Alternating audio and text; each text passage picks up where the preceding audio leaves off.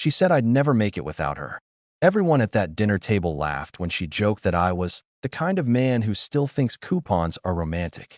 I smiled through it, pretending it didn't sting. But the truth? That was the night I decided I'd stop being her punchline. And 5 years later, she'd wish she'd never laughed. Before I tell you how everything flipped, make sure to subscribe, hit that like button, and tell me in the comments if you've ever been underestimated by someone you loved. Trust me, you'll want to hear this one to the end. It all started at our anniversary dinner. The restaurant was one of those dimly lit places with soft jazz and overpriced appetizers. My wife, Rebecca, looked stunning that night. Red dress, diamond earrings, that confident smile that always made people stop mid-conversation. We'd been married for 12 years, and I thought I knew her. I really did. But I didn't know how far gone she already was. She'd invited her coworkers to celebrate with us. A few slick-looking finance guys, and one woman who kept touching Rebecca's arm when she laughed. I didn't mind at first. I was proud of her. She'd built a solid career in corporate marketing, and I was just a logistics manager. Nothing glamorous, but it paid the bills. When the waiter poured wine, one of her colleagues leaned toward her and said, "So, you really stuck it out with this one, huh? You must be a saint." The table erupted in laughter. Even Rebecca smirked and said, "Oh, trust me, I've earned my halo." Everyone laughed again. Everyone but me. I just stared at the flickering candle between us, the wax dripping slow and steady, like the last ounce of respect I had melting away. Later, as I paid the bill, Rebecca whispered, "Don't take it personally, baby. It's just banter." Banter, I repeated quietly. "You made me the joke." "Oh, come on," she said, rolling her eyes. "You're too sensitive. Not everything's an insult." But it was. It always was. That dinner wasn't the first time she'd done it, just the most public. I'd been patient through the comments about my basic job, my cheap taste, my small ambitions. I told myself it was stress, or maybe insecurity, but deep down, I knew something had changed. The next few weeks confirmed it. She started staying late at work. Her perfume lingered on her clothes long after she came home. Her laughter sounded different, lighter, freer. And me? I kept cooking dinner for two and eating alone. One night, I heard her talking in the kitchen while I was upstairs brushing my teeth. Her voice was soft, low. I crept halfway down the stairs and caught a few words that made my hands go cold.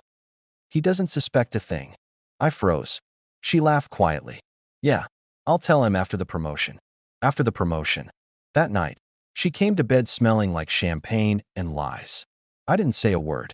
I just turned off the lamp and lay there in the dark, listening to the sound of her breathing, memorizing it, because I knew something was ending. 2 days later, she came home early.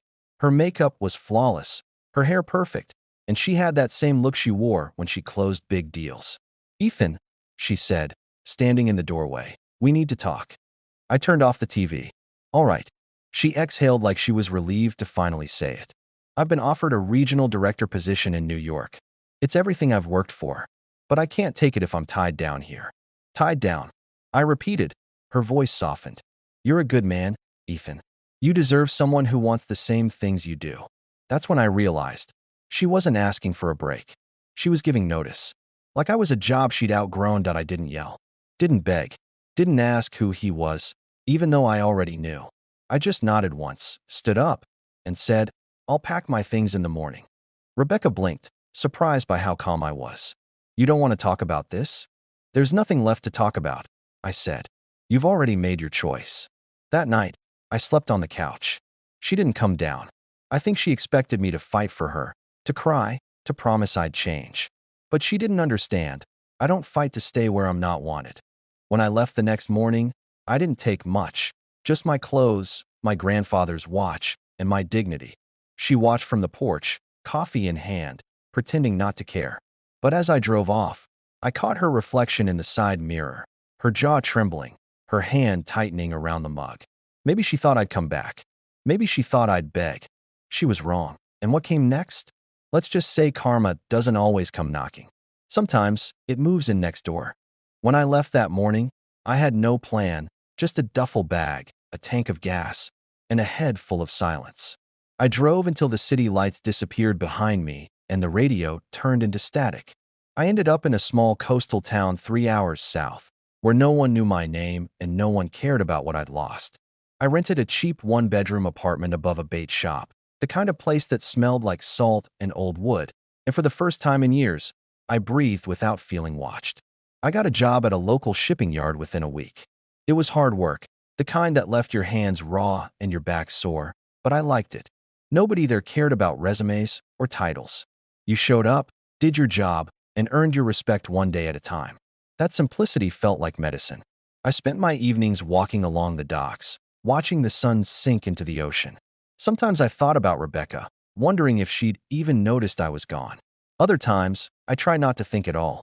Months passed like that, quiet and uneventful, until one night everything shifted again that I was closing up at the yard when I got a call from an unfamiliar number.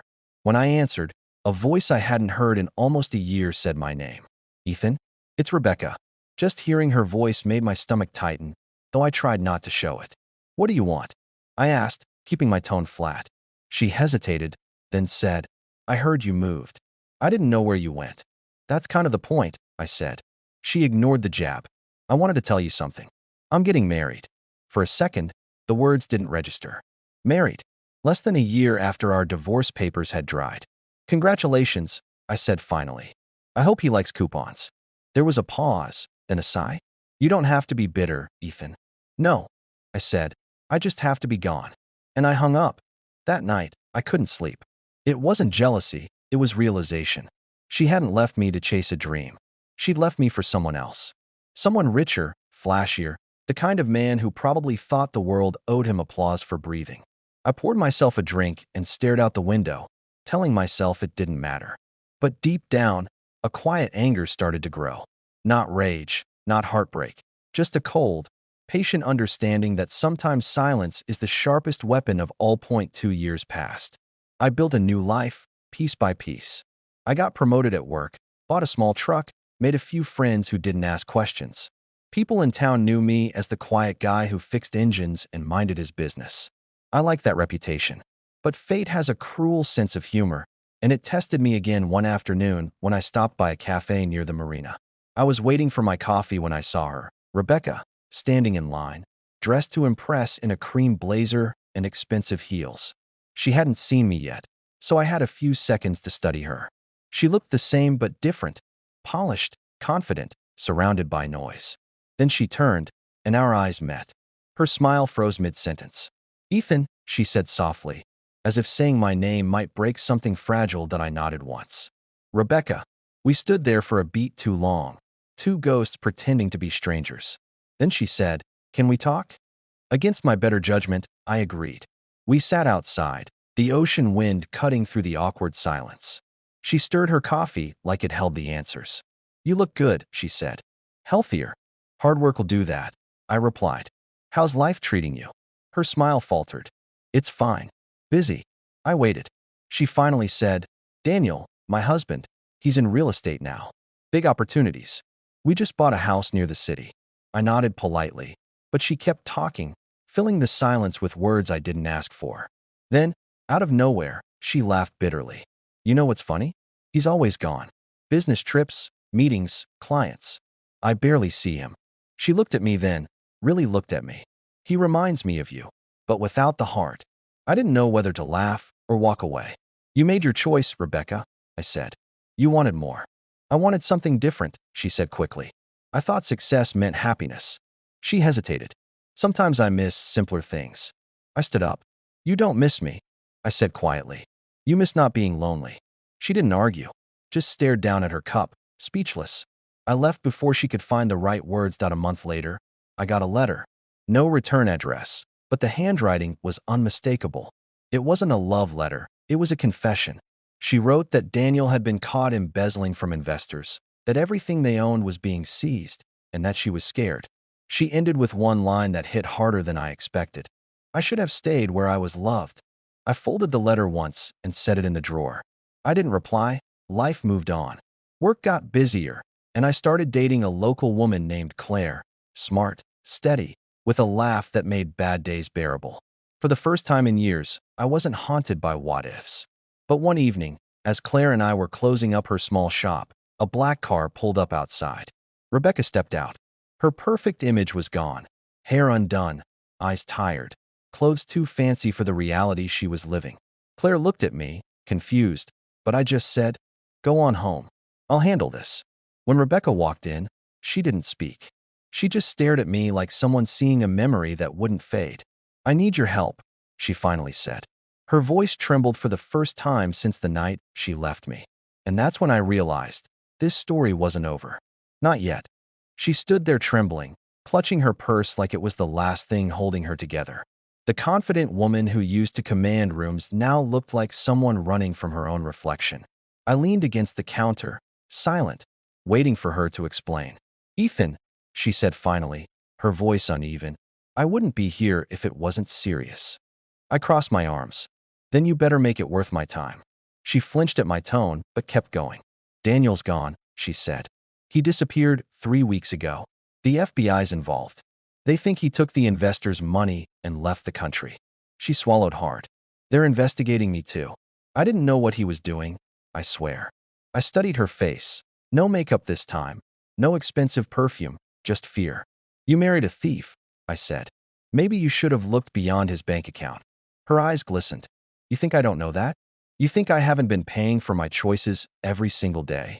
I didn't respond. She took a shaky breath. "I need somewhere to stay. Just for a few days. I don't have anyone else." Every instinct screamed to say no, to send her back to whatever mess she'd built for herself. But then I remembered what it felt like to be left alone with nothing but silence. I sighed. "You can use the spare room." 3 days, Rebecca. That's it." She nodded quickly, relief flooding her face. That night, she barely spoke. I made coffee. She sat by the window staring into nothing. Claire called while I was cleaning up, and I told her I'd explain everything later. When I hung up, Rebecca said quietly, "She sounds nice." "She is," I said. "She knows what loyalty means." Rebecca winced like I'd slapped her. For the first time, she didn't argue. The next morning, I found her sitting at the kitchen table, reading the newspaper. "They froze my accounts," she said. "I have no access to anything. It's all under investigation." She looked at me then. "I can't even buy groceries." I poured coffee and slid a mug toward her. "You'll figure it out." She smiled weakly. "You haven't changed. Still calm while everything burns." "Some fires don't need panic," I said. "Just distance." We spent the next few days in an uneasy rhythm, me working long hours, her staying inside, avoiding the outside world. Every night she thanked me, and every night I answered with the same quiet nod. On the 4th day, I came home to find her on the porch, talking to a man in a gray suit. He handed her a folder and left. When she saw me, she quickly hid the papers behind her back. "What was that?" I asked. "Nothing," she said too fast. I stepped closer, and she sighed, handing me the folder. Inside were bank statements, property deeds, and offshore account numbers, all in Daniel's name, some with hers attached. "They think I helped him," she said. "But I didn't. I swear." "Then why do these accounts have your signature?" I asked. Her voice broke. "Because he told me it was part of the business. I trusted him." I stared at her for a long moment. "You trusted him the same way I trusted you," I said quietly. "And we both paid for it." She didn't have an answer. That night, I couldn't sleep. Part of me wanted to believe she was innocent. Another part knew she'd become a professional at pretending. When morning came, I made a decision. I called someone I knew from work, a retired cop who now did private investigations. "I need you to look into something," I said. Discreetly. He agreed. 2 days later, he met me at a diner with a folder of his own. "Your ex-wife's telling the truth, mostly," he said. "She didn't help him steal, but she benefited from it. Her name's on several luxury purchases tied to the missing funds. She's under federal watch, but they don't have enough to charge her yet." I nodded slowly. "What about Daniel?" The investigator leaned back. "He's not overseas. He's here, in California, under a different name. And get this, he's living with another woman. Someone Rebecca knows." He slid a photo across the table. It was blurry but clear enough. The woman standing beside Daniel was Rebecca's old coworker, the same one who'd sat at that anniversary dinner, laughing at me. I felt something deep inside shift, a calmness that almost scared me. "Can you get me an address?" I asked. He raised an eyebrow. "You planning to confront him?" "No," I said, and smiled faintly. "I'm planning to finish something." That evening, I returned home to find Rebecca pacing. Where were you? She demanded. Out, I said. Getting answers. She looked panicked. You didn't talk to anyone, did you? They told me not to make contact with the media. Relax, I said. I didn't call the press. Yet. She frowned. What's that supposed to mean? I walked past her to the kitchen, poured a glass of water, and said calmly, I know where he is. Her breath caught. Daniel. I nodded. California. New name, new life, same lies. She sank into the chair, her face pale. You found him. No, I said. But I know how to make sure he never ruins anyone else again. Over the next few days, I made calls, gathered documents, and built a picture of Daniel's operation. Shell companies, stolen funds, property transfers. Rebecca tried to help, but every attempt she made only reminded me how much damage she'd done by chasing the life he'd sold her. Still, when I saw her sitting up late one night, staring at old photos of us on her phone, something inside me softened. You can't fix what's gone, I said gently. You can only face what's left. She looked up, tears in her eyes. I'm trying, she whispered. For once, I'm really trying. The next morning, I handed her a single sheet of paper. What's this? She asked. A choice, I said. You can keep hiding and hope the world forgets, or you can help me expose him. If you tell the truth, you save yourself. Maybe even earn back some of the humanity you lost. She read it, hands trembling. And if I don't, then you'll just be another name in his file of mistakes. That night, she came into the kitchen holding the paper again. I'll do it, she said quietly. But promise me one thing. What? I asked. That after this, you never look at me the same way again. I don't deserve it. I met her eyes. Don't worry, I said. I already don't. The plan was simple but dangerous. We'd gather proof, send it anonymously to the authorities, and vanish from the mess before it exploded. But what I didn't know then was that Daniel wasn't as far away as I thought, and that Rebecca still had one secret left, one that could destroy everything before it was over.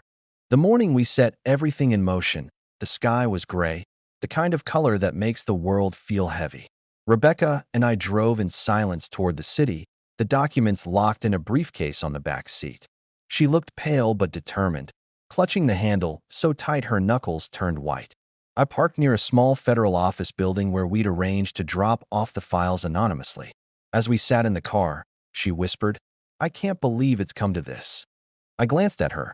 That's what happens when you spend your life chasing the wrong kind of wealth. She didn't argue. When she walked inside, I watched her through the windshield, shoulders squared, head high. For the first time in years, she wasn't pretending to be someone else. When she came back out, her face was blank. It's done, she said. They'll know everything by tomorrow. We drove back without a word. The silence between us wasn't angry anymore. It was final, like the quiet that follows a long storm. That night, I couldn't shake the feeling we were being watched. Every sound outside made me glance toward the window. Around midnight, a car engine idled near the house, then faded away. Rebecca was asleep on the couch, exhaustion written across her face. I went outside, half expecting to see someone waiting, but there was nothing but the sound of waves in the distance. Still, the air felt wrong. I went back inside and double-checked the locks. The next day, while I was at work, I got a call from my investigator friend. His voice was tight. Ethan, you need to be careful. Daniel knows someone's leaking. He's been asking questions about your name. I think he found out she's with you. My grip tightened on the phone. How? He's desperate, cornered. People like him don't go down quietly. I looked out toward the ocean, mind racing. Thanks, I said.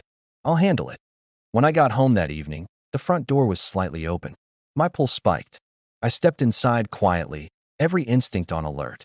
The living room light was on, and Rebecca was sitting at the table, eyes wide, shaking.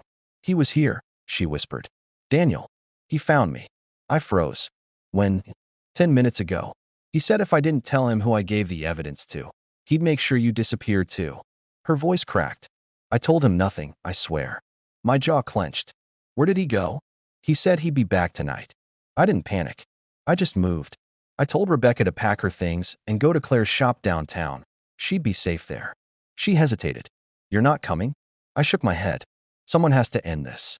She tried to argue, but one look from me shut her down. Go, I said. She left, trembling, and I sat in the dark, waiting. Hours passed, the clock ticking louder than my heartbeat. Around midnight, the sound of tires on gravel broke the silence. Headlights flashed across the window, then vanished. The door creaked open. Daniel stepped inside like he owned the place, wearing an expensive suit that didn't hide the decay underneath. "Ethan," he said smoothly. So the ghost finally shows his face. I stayed still, calm. "You shouldn't have come." He smirked. "You took something from me." "No," I said.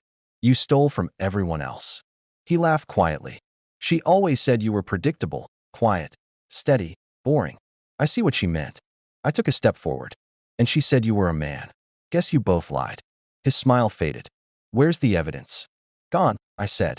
"Federal agents have it now." He cursed, moving closer. "Then you just destroyed both our lives." I shook my head. "No, I saved hers. And maybe a few others you would have ruined next." For a moment, he just stared at me, his jaw tightening. Then his hand twitched toward his jacket. I didn't wait to see what came next. The old instincts kicked in. I lunged, slammed his arm against the wall, and the small pistol he'd been reaching for clattered to the floor. He swung wildly, but he was slower than I expected. One hard shove sent him stumbling back into the table, knocking it over. He looked at me, breathing hard, realization settling in. "You think this fixes anything?" he spat. "You think she'll forgive you for this?" "I don't need her forgiveness," I said. "I just need peace." He lunged again, but before he could reach the gun, the sound of sirens split the air. Blue lights flashed through the window. He froze, eyes wide. "You called them," he hissed. I didn't answer. Moments later, 2 agents burst through the door, weapons drawn. Daniel didn't fight this time.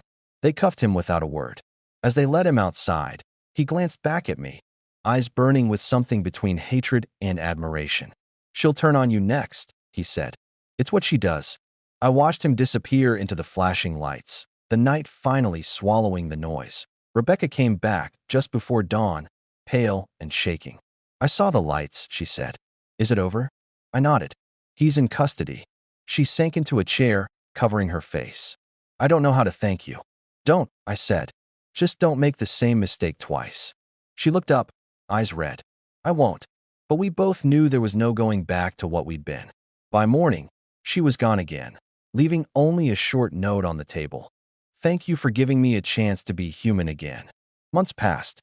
The investigation wrapped up, and Daniel's empire crumbled.